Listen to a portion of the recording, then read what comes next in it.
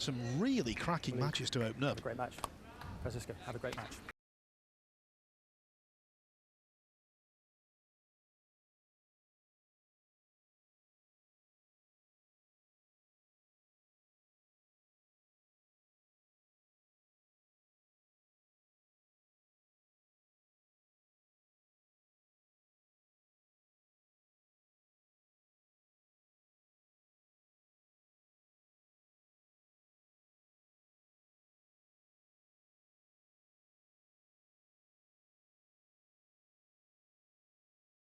Walid Al-Balki to win that.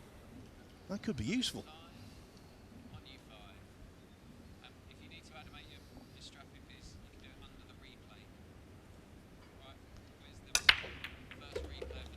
Well, rack one is underway, and this looks like a good break. You know, he's found the one ball in the side. He's got an open look at the blue too as well.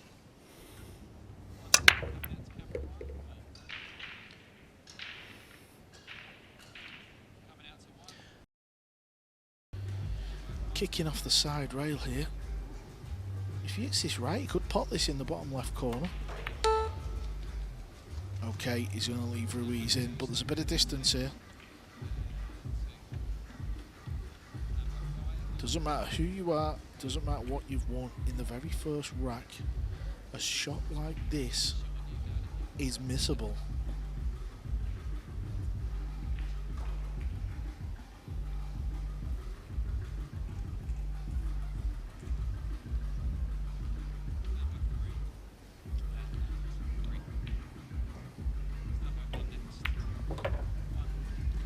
That's a nerve settler if ever there was one. Not just potting the green 6 ball, but right into the heart of the pocket.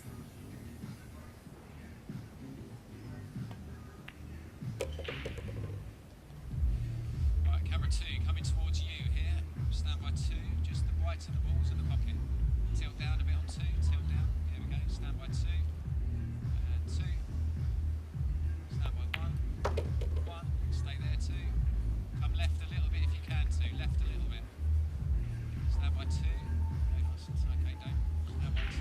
Stand by 3 next. 3. The defending champion is off and running. It was a good pot on the 6. But they are playing fairly generous. He's lost a cue ball here though. He's a mile away from where he wanted to be. And that was strange because he caught the ball, the 7 there, quite thick, and yet he still overran, as you say, by a mile. Extension cool.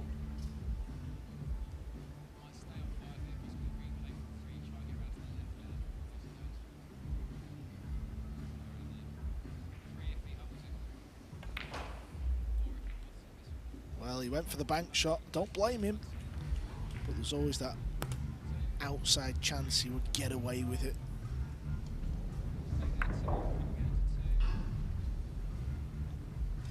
That shows you how close he got to the bank. What's he left though? Can he cut this 8 ball in?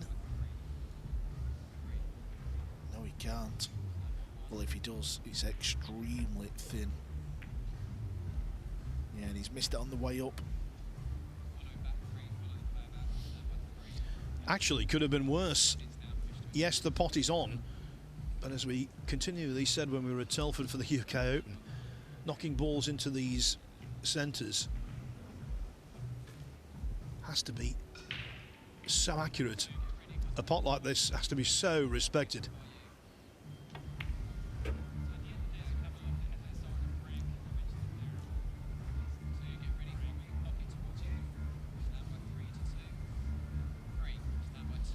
FSR about to double his lead.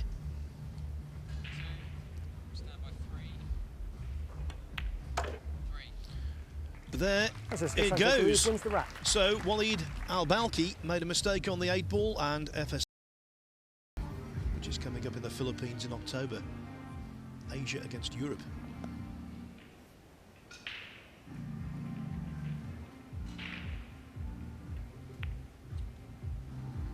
Now Now, that was a little twitty one.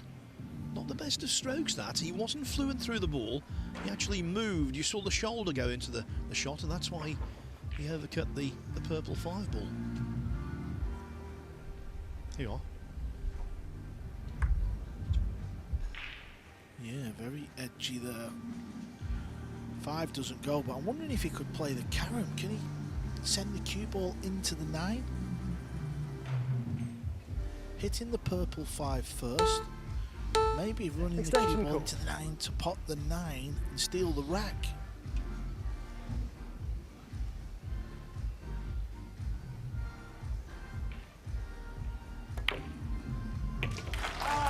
Good call, Carl, and a very good shot from Walid Al-Balki. So, Francisco Sanchez Ruiz misses the 5 ball to centre, and he's made to pay. His lead is reduced to only 2-1. 13-10 in last year's final. Never got to pot the winning 9 ball because Sufi surrendered after the 8 went in. Can't imagine, though, a bigger contrast in host cities. Kielce, Poland, it was February last year. Freezing cold, snow on the ground, snow and ice all week. Here in Jeddah, it's unbroken sunshine and very warm temperatures. Over 100 degrees Fahrenheit today it is, and the record temperature here, well, it's hardly believable.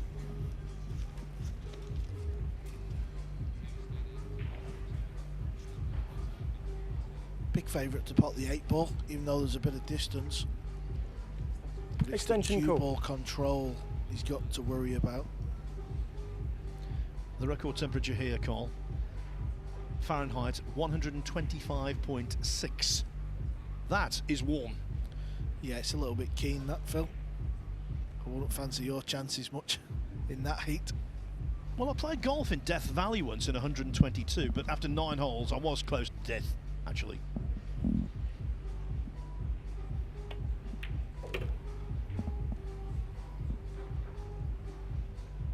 A little bit shorter pace. He's down quick, though. Is he playing the bank?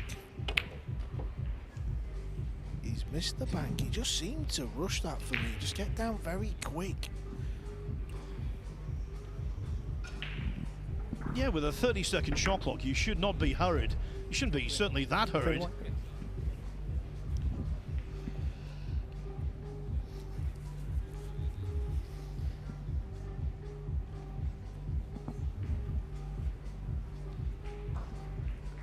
This looks easy, but it isn't, believe me. Cue ball near the rail. Extension call. Full length. You don't want to play it too hard in case you hit that left rail, but if you hit it at the right pace, it should still go in if you catch that rail. Can't hit it too hard, though. This looks okay. Oh, it's right in the middle, Phil. That was the epitome of smooth. No sign of upper body movement, of nerves as he played that shot. He delivered the cue efficiently, smoothly, and the 9 ball went in to cut the deficit to only 3-2. That was impressive, because when you're in a situation where nerves can come to the fore, the tendency in cue sports is to hit the balls a little too hard. He resisted that tendency. Well, they come here, don't they, on a high, the Filipinos, because they played Chinese Taipei in a head-to-head match billed as the battle for Asian supremacy. That finished on May the 29th, so very recently. And it was in Chinese Taipei. The home side led 3-1 after the first day, 5-3 after the second day. But the Filipinos pulled off a clean sweep when it mattered on day 3, winning all 4 matches to win 7-5.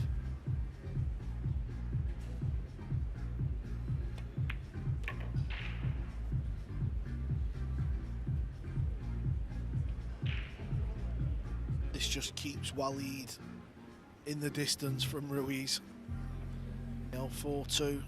If Walid wins the rack, you feel like you're involved in a scary little match here in round 1, but 5-2 with Ruiz breaking.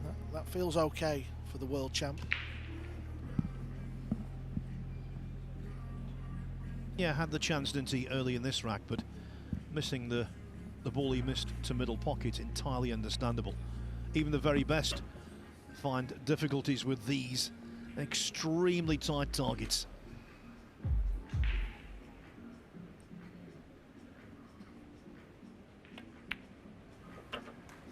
Francisco Sanchez Ruiz wins the rack. Not the cleanest of pots on the 9-ball, but in it went, and Francisco Sanchez Ruiz, the defending champion, now leads 5-2. While he's contemplating, let me just tell you we've had our first result of the championship. Konrad Yuzhushin of Poland has defeated Nguyen Antoine of Vietnam 9-2. How about that for a shot? How about that?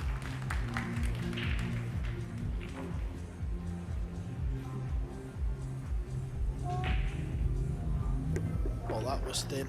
That was very thin. And look at the cue ball. Comes round for a shot on this red 3. Watch out, brown 7. This needs to slow down. He's okay.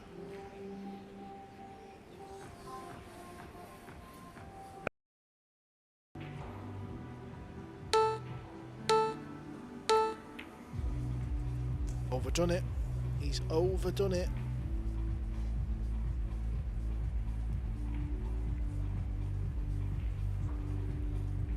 But look what he's left. He's not left anything easy. FSR potted a really good 6-ball in the opening rack, but I think this would eclipse it as the best pot of the contest. Yeah, you almost want to play this as thin as possible, because if you overcut it, you might find that top rail, and then the cue ball's going to come near the 9. Oh, he's found the middle bag. Well, look at this, Phil. Look at this. It stopped absolutely perfect. Maybe just caught a hint of that far middle pocket jaw. Just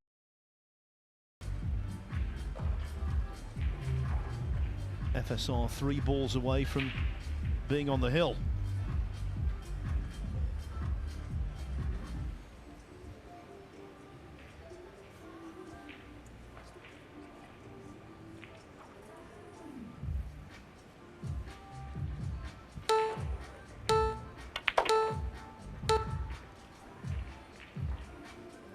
That is not the shot he played. He tried to get it behind it, jump, bump it out into the centre as he landed straight on the bank. It seems he has. He's missed it, Phil. Just not quite clinical enough. The second bank he's missed. He also missed a double on the 9 in rack 5 to the same pocket.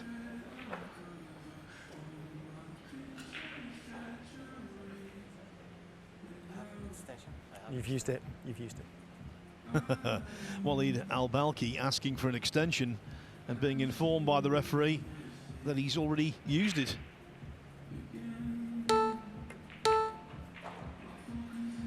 There's a little bit of skill in using the extension, and the more you play on the TV tables and these wonderful events, the better you get at using it wisely. Don't waste it on a silly shot. A lot of players actually use it on the push out, and I often think, well, you've had a minute after the break. How much time do you need? Save it for the big shot in the rack, the big pot, or the big positional shot. Yeah, I couldn't agree more. I think there is a tendency to definitely use the extension a little too early in racks. And maybe Sanchez Ruiz wins the rack. Al-Balki's confusion has influenced the result of that rack. Either way, Francisco Sanchez Ruiz is not complaining. He leads 8-2. The defending champion finds himself on the hill. Philly would have had to have felt a little bit edgy. That's only human nature, you know, coming out here into this brand new fabulous arena. All eyes were on him as defending champ. It's all about getting the W. Yes, I think the freedom is now back in his cue arm. I think he understands that the job is effectively been done. Playing with lots of side and backspin the last few shots.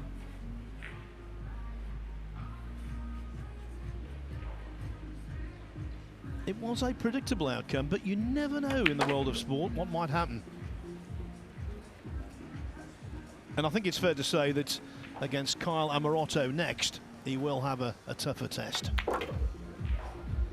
Yep, here comes the cue ball. Job done. Phase 1 done for Ruiz. Get the W. Get yourself into that winner's qualification match. Francisco Sanchez Ruiz wins the match. In his first match as defending world 9-ball champion, it is A-OK for FSR.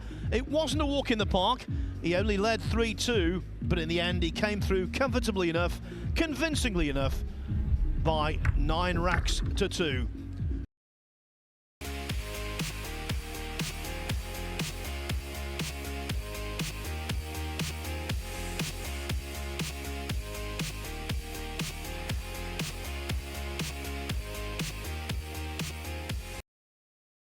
Last decade or so, there used to be a lot more top British players at the highest level, but so many of them have just faded away. A lot of them still playing, but a lot further down the rankings, and some of the familiar names not involved anymore, but he endures and has been the absolute standard bearer for the British game, even though he is now based on the other side of the Atlantic, and has been talking recently about moving to this part of the world. I think he is considering relocating with his family to Dubai. Yeah, flew through Dubai coming here to Jeddah. And haven't been there in 20+ years, and what a city that has changed. Jason, you're going to see him, not only the stroke and the technique, but a very nice flow around the table,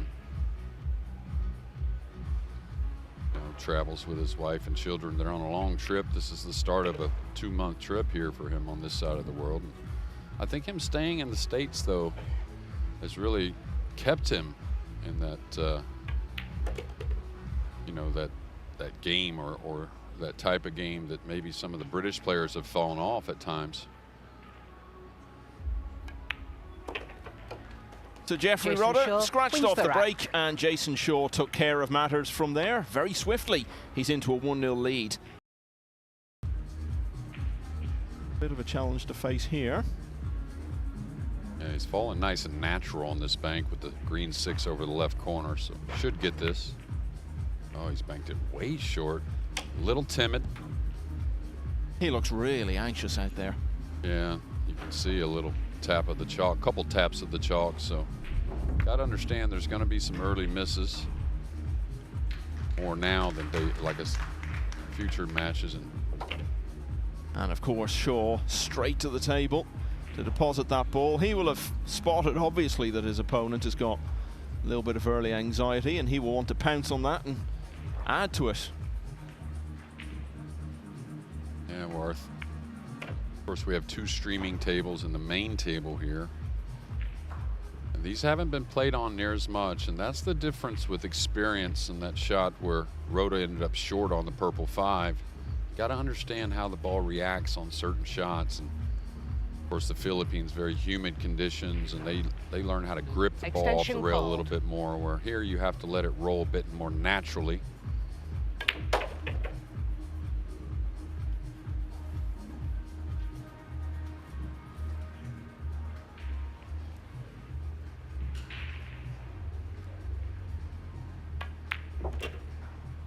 That'll build some confidence there. Anytime the ball's near the rail and you have to come with a draw stroke, it can easily be missed. Did miss the 2 from distance early in this rack, but otherwise it's pretty much perfection so far from Jason Shaw. I think Jason alluded to that in his interview. They could have played each other in Telford a few weeks ago, these two. Talk about a nervy shot that's got to be hit lightly. Yeah. Early in the event, especially with a few mistakes, those are the types that that are probably the most unsettling. And you got to give it to Bongers at the UK Open. He beat a lot of great players and really kind of made his name there at the UK Open. Yeah, ended up in the quarterfinals. A nice touchy one there with maximum inside spin.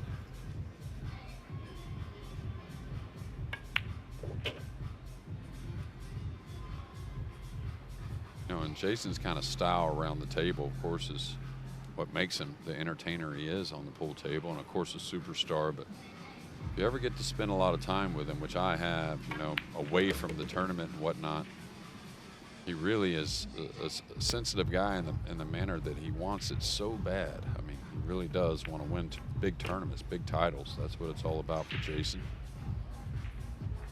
I think we saw that perhaps more than ever at the Premier League last year in Leicester when he was in the final. And I don't think I've ever seen anyone look so devastated to lose a match as he was after finishing runner-up to Francisco Sanchez Ruiz. Although that said, Albin Ocean ran him a close second in Hanoi after he lost to Shaw. He was inconsolable at the end, went off into a quiet corner. Well, you're in my brain early here in this tournament, Michael, because I was about to bring up the same thing about that Hanoi Open final. And I think more than anything with that one for Albin, it's how it started and how the scoreline was and how it changed.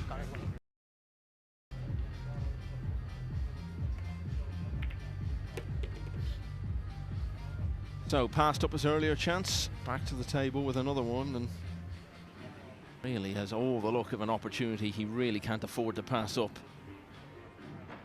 Opigny is still battling away there against Jeffrey Ignacio, as you can see over on table one. He's one behind now at 7-6. Well, I guess the 13th rack was a very long one. It was 7-5 for some piece there. A lot of tactical play there in the 13th rack. As though Ignacio could be about to get to the hill here. Copigny, the champion, remember, 9 years ago. Shane Van Bonen in the final. Tell you, I watched Filler practice a couple different times. I was thinking about players that won this title, and it's been a while. It's been a bit for Filler as well. He looks very, very focused. Oh, Ignacio, you could see on the split screen, landed a little on top of the net. Just like that. That wasn't hit perfectly, but it had more speed going to the pocket, which creates more slide. Now going to be a favorite on a jump shot, and I'll tell you, we have a good vantage point here of being able to see a lot of tables, and I see a lot of mistakes by Johan Chua as a big favorite in his match. Of course, we'll keep you updated, but nerves are high here early, Michael. I think he's got a piece of the pink here, but I don't know if it's potable.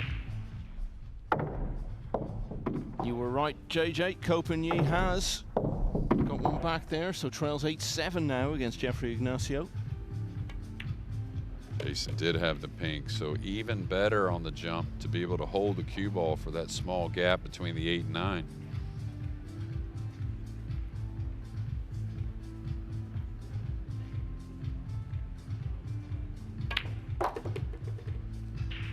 Got to run a bit. It's going to get enough.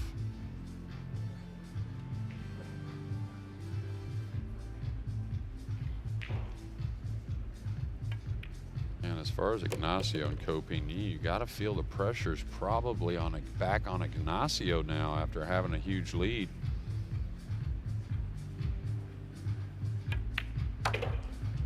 When Jason Shaw had a pretty huge lead in this match, it was 4-0. Jeffrey Roda got back into it with a couple of racks, but Shaw reasserting himself here in his characteristic fluent style. Excellent jump shot along the way, making the pot, holding position was the key to keeping this together. Jason Shaw wins the rack. Back on track. He leads 5-2. 3 and 7.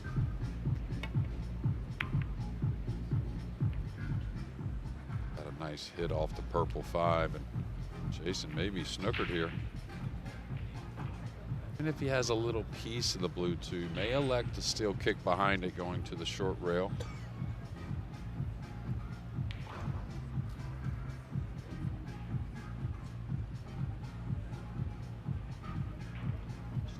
Extension called. As I said, he had a very good World Masters, Jason Shaw, in Germany back in April. Beat Lucius Yap 9-1 and was 7-3 down to Shane Van Bonen. Ended up beating him 10-8. Did eventually then go out in the semi-final. And I hate to say it, but I feel some frustration really creeping in with Jason. That scratch. Shouldn't be too upset about it. Besides the scratch, he hit the ball really well in that last rack, and Very surprised he didn't kick behind that blue 2 there. Had to be a pretty low percentage shot trying to cut the 2 in. And this is a chance to make it 4 racks out of the last 5. Really asks some serious questions. The former US Open champ.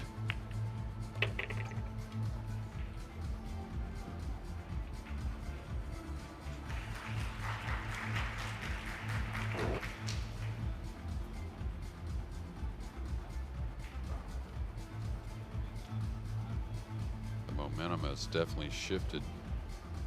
Maybe a little fortunate at times, but Roda definitely looks more settled in and make it really a ball game.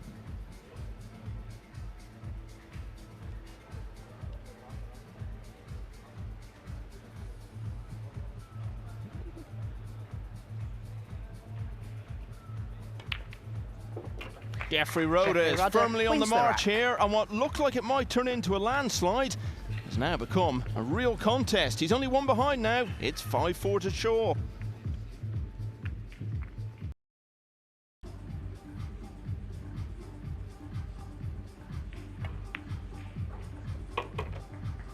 And Jeffrey Roda has not been level at any stage since the start of the match. But barring something very unexpected in the next couple of shots, he's going to be now.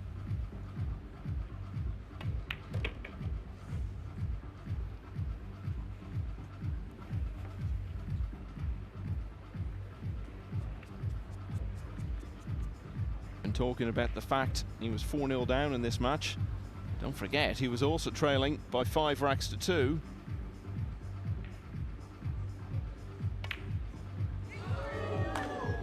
And just as we were about to say, 3 racks in a row to level the match, he left himself a little more awkward on the 9 than he ideally would have wanted, and as a result he's missed it.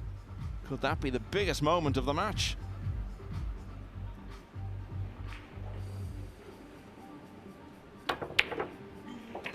Oh wow, Jason it was a Shaw pressure shot rack. on the 9, played it with so much pace, missed it, and it's just shot across the table.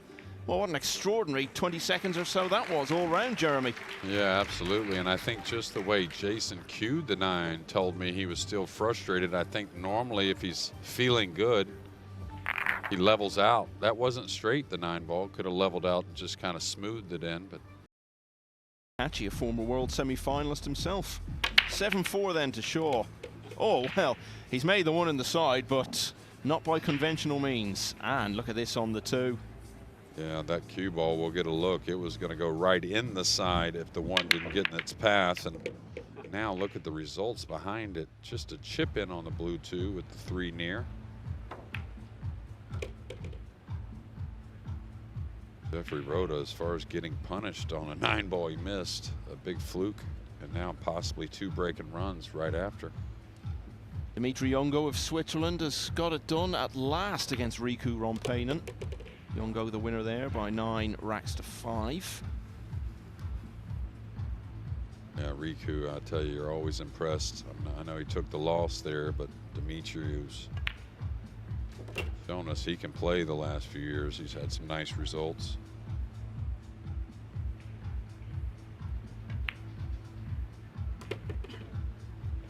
The Swiss, are they carrying 3 players in this event or just 2? I think it's just 2, yeah. Just him and Michael Snyder, I think, yeah.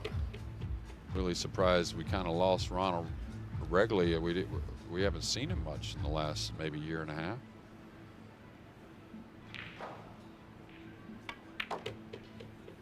To stay off of straight here. This ball's going to slide a little bit.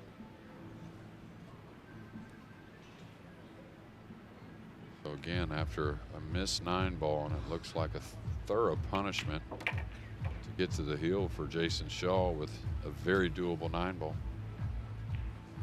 Jeffrey Roda now facing the prospect that his missed 9 a couple of racks ago might be his last shot in this match, because he hasn't been back to the table since. Jason It's Shaw consecutive wins the breaking rack. runs for Jason Shaw. Very eventful so far. Remember, he was 4-0 down, Oi. He's just regained the lead at 7-6 against Daniel Maciol.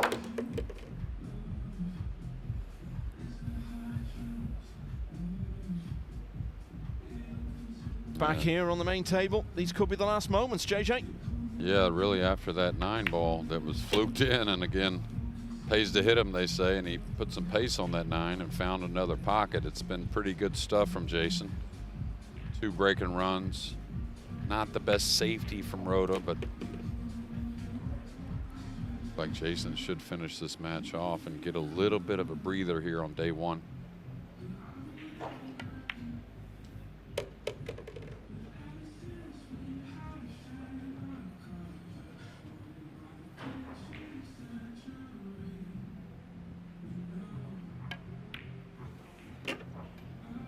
Well, it's all going to end quite abruptly, really. As we said, it wasn't that long ago that Roda was 1 ball away from levelling at 5-all. This is close to a scratch. I don't know if the side is really in play, but if he puts it too much pace, maybe 1 rail in the upper right corner. Oh, it kicked a little. Should be good, though. Jason Shaw wins Jason Shaw will need to play better. He'll certainly need to break better if he's to finally become world champion for the first time. But the bottom line is he's through. He finished the match off strongly, winning 4 racks in a row to pull away for a 9-4 win over Jeffrey Roda. Jason Shaw advances.